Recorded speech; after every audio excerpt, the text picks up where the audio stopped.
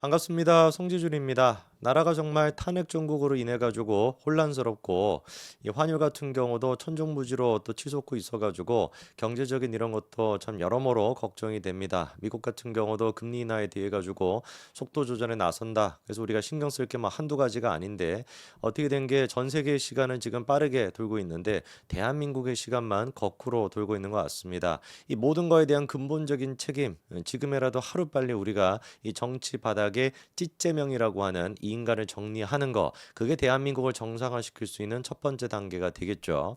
오늘 제가 영상을 통해서 말씀드리고자 하는 것도 마찬가지인데요.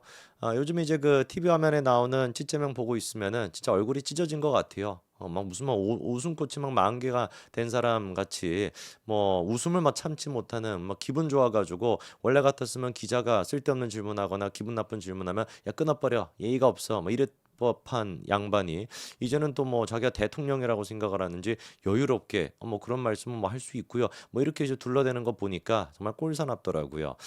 본인이 아마 기대하는 바는 내년에 하루라도 빨리 조기 대선이 열려 가지고 지금 상태에서 대선이 치러지면은 지가 뭐 대통령이 될 거라고 믿으니까 그리고 실제로 되겠죠, 그렇죠? 만약에 조기 대선이 이루어진다면. 근데 문제는 뭐냐? 궁극적으로 조기 대선이 이 찌제명이 생각하는 것만큼 빠르게 열리지 않을 수가 있다라는 겁니다. 그리고 도처에 이재명의 포스트 이재명 자리를 노리고 있는 사람들이 너무 많다라는 거죠. 사실 솔직히 우리가 생각을 해봤을 때 뭐 우리가 민주당은 아니지만 민주당 입장에서 뭐라고 생각하겠습니까? 야, 아니 지금 시국에서는 탄핵 정국인데 누가 나가도 다 지금 대통령이 될 수 있는 마당에 왜 굳이 꼭 이재명이어야 돼?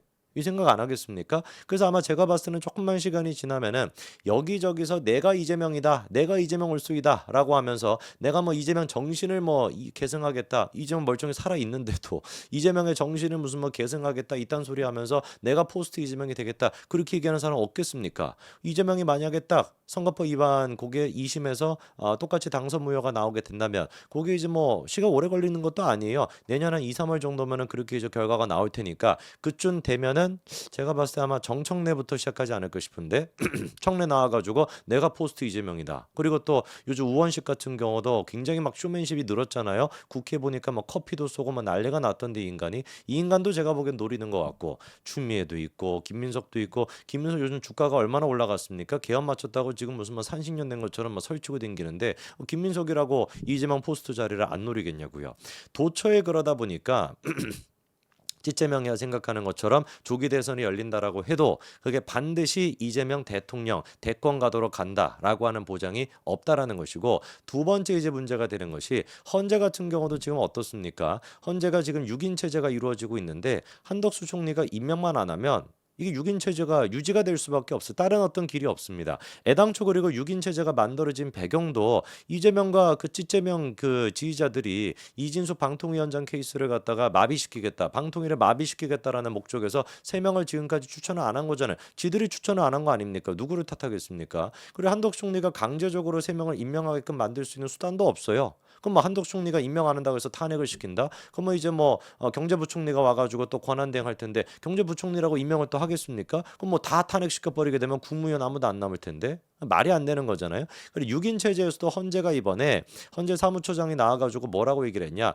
얘기까지만 말씀을 드리고 이화영 재판에 대한 거를 좀 말씀을 드릴 건데 헌재 사무총장이 6인 체제에서도 심리랑 그다음에 변론이 가능하다. 그 근거로 얘기했던 게 이겁니다.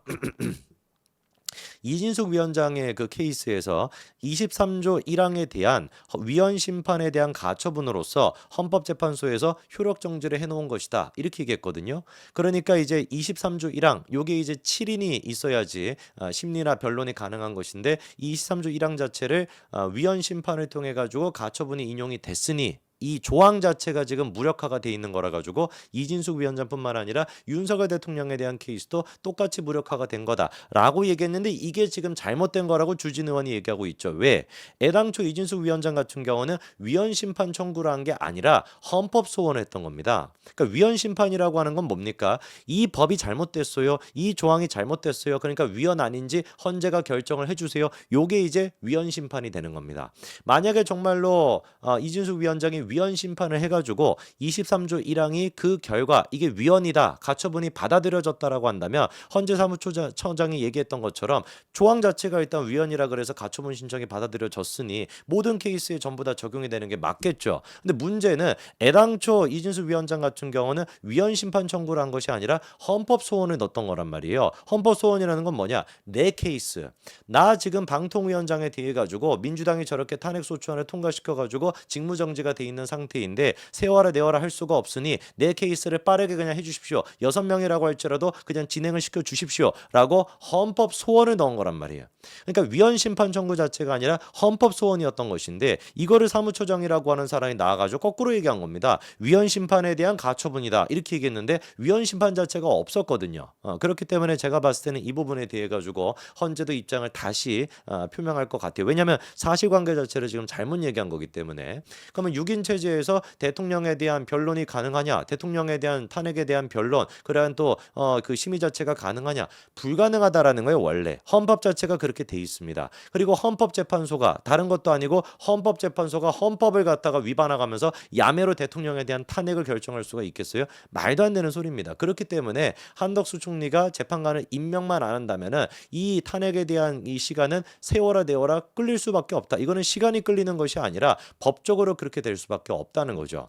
그리고 궁극적으로 우리가 이재명이가 꾸고 있는 그 개꿈을 빨리 깨야 된다라고 얘기를 하는 게 이재명 본인에 대한 재판이 지금 어떻게 진행이 되고 있습니까? 그거를 이번에 이화영의 케이스를 통해서 잘할 수가 있는 거죠. 저는 당연히 뭐 1심과 똑같이 9년 6개월이 나올 거라고 생각하고 이제 앞에서 영상을 찍을 때는 똑같이 뭐 9년 6개월 나왔다라는 식으로 얘기했는데 이번에 살짝 뭐 감형이 되기는 감형이 됐습니다. 그래가지고 9년 6개월인데 이게 한 7년 몇 개월 정도로 좀 줄었거든요. 한 1, 2년 정도 이제 준 건데 솔직히 뭐 9년 6개월이 됐거나 7년 뭐 6개월이 됐거나 거서거 아닙니까? 뭐 매 10대 맞을 거를 8대 맞는 그 정도 수준인 것인데 이화영 입장에서는 지금 빼도 박도 못하고 1, 2심은 전부 다 사실심이다 보니까 이게 뭐 김만배가 있었다라고 한다면 그 시절이었다라고 한다면 또 뭐 권순일 같은 사람 뭐 부활시켜 가지고 대법원에서 무슨 뭐 무죄로 뭐 파기환송시키는 미친 짓거리라도 꿈꾸겠지만 지금 그런 것도 없잖아요. 조희대 대법원장 아니겠습니까? 말도 안 되는 거거든요. 그러니까 1, 2심에서 다 사실심에서 사실관계가 전부 다 확인이 됐기 때문에 이화영이 앞으로 어떤 식으로 얘기할지 보자고요. 저는 100% 배신할 거라고 봅니다. 왜? 남아있는 길은 지금 뭐밖에 없어요.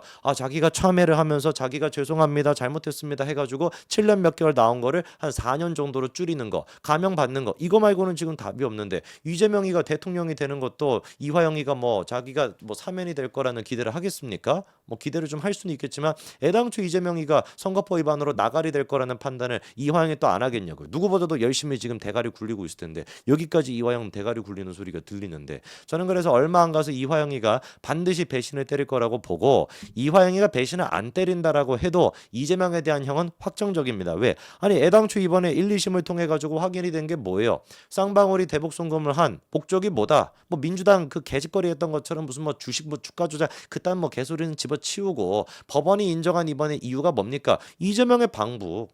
이재명 방북을 위해 가지고 했다라는 게 1, 2심에서 확인이 됐잖아요. 이재명이 뭐라고 지금 주장합니까? 자기 모르는 상태에서 이화영이 혼자 했다는 거잖아요. 지나가던 개가 믿겠습니까? 그 얘기를? 개한테 미안해. 자꾸만 이재명 얘기하면 개 얘기가 나와가지고 지나가던 개도 그거를 안 믿겠죠. 말이 되냐고요. 평화부지사라고 하는 사람이 지가 뭔데 경기도 지사도 모르는 상태에서 다른 문제도 아니고 북한과 관련된 문제 그리고 또 돈이 800만 달러가 왔다 갔다 한 건데 그거를 통해서 이화영이가 무슨 뭐 어느 정도 쌍방울이랑 뭐 혜택을 본 건 있다라고 해도 800만 달러를 경기도 지사 모르는 상태에서 한다라는 게 말이 됩니까?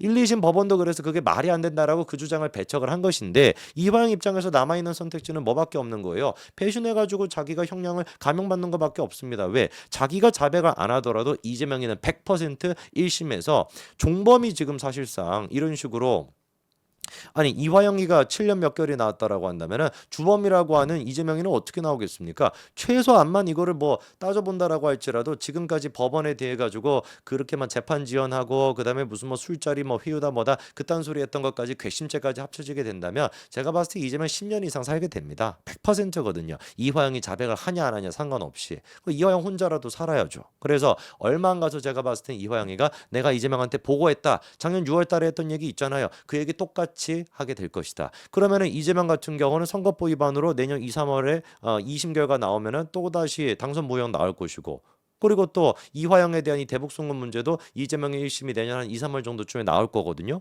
그리고 또 위중교사 같은 경우도 무죄가 나왔습니다만 유죄로 뒤집힐 가능성이 굉장히 높잖아요. 그거 재판 결과도 아마 2, 3월쯤에 나올 겁니다. 그러니까 2, 3월이 되게 된다면 이재명 옆에 붙어 있는 게 이게 지금 재판이 2심, 2심, 선거법 2심, 그다음에 위중교사 2심, 거기에다가 대북 송금 1심 이렇게까지 다 유죄가 나와 있다라고 한다면 민주당 입장에서 이거 머리 안 구르겠냐고요. 머리 굴려가지고 야 굳이 우리가 이 시국에 지금 국민의힘 같은 경우는 탄핵 정국인데 꼭 이재명을 내세울 필요가 있을까 이 생각하고 정청래가 됐거나 우원식이 됐거나 김민석이 됐거나 추미애가 됐거나 뭐 얘기하다 보니까 맞네 뭐 안기령 뭐 이런 애들까지도 나오지 않겠습니까? 내가 이재명이다. 내가 이재명의 뒤를 잇겠다. 하면 두고 보십시오. 그렇게 될 수밖에 없습니다. 그러니까 우리 이재명이는 뭐 해라 개꿈 꾸지 마시고 빨리 꿈에서 깨어나가지고 현실 직시하시기 바랍니다. 요즘 어디 가서 살고 계시는지 모르겠어. 또 뭐 보니까 이사했다 그래가지고 또 폐무무죄 막 이딴 소리 나오던데 옥수동으로 이사 가신지 뭐 어디로 가신지 모르겠습니다. 여기까지 말씀드리겠습니다. 감사합니다.